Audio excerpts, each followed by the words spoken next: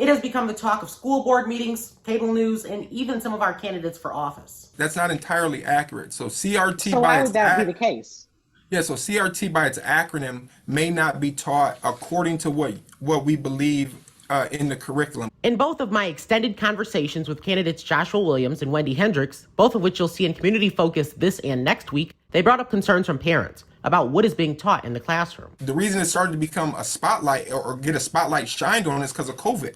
When kids started to go home and be on Zoom and parents are looking over the shoulder of the kid and seeing what's being taught, and they're like, I can't believe you were learning this in the classroom. Now I get to see what you're being taught. That is when it became a national spotlight. So what is critical race theory? Critical race theory, according to the Brookings Institute, is the teaching that, quote, U.S. social institutions, the criminal justice system, education system, labor market, housing market, and healthcare system are laced with racism, embedded in laws, regulations, rules, and procedures that lead to differential outcomes by race.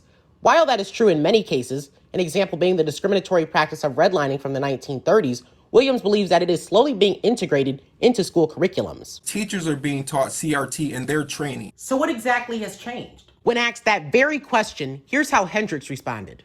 There's a lot of changes that have happened. Teachers are asking kids their pronouns, and they're very young age. That's very confusing.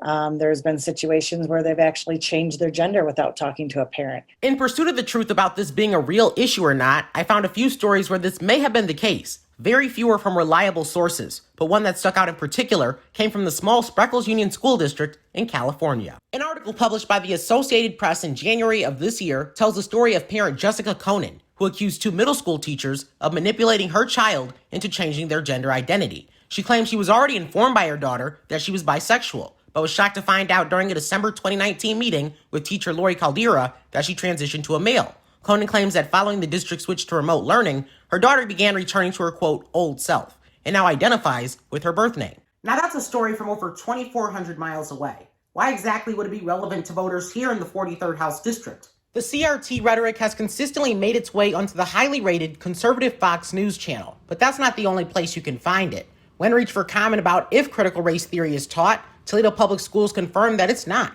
I received a similar response from Washington Local School Superintendent Katie Anstadt, who told me that critical race theory is not being taught in the classroom and can only be found in college. Anstadt added that the district values each and every student. She expressed disappointment in the lies regarding CRT being given so much fuel nationally. So let's go ahead and answer that million-dollar question. Are students in the 43rd and 41st House districts learning CRT in the classroom?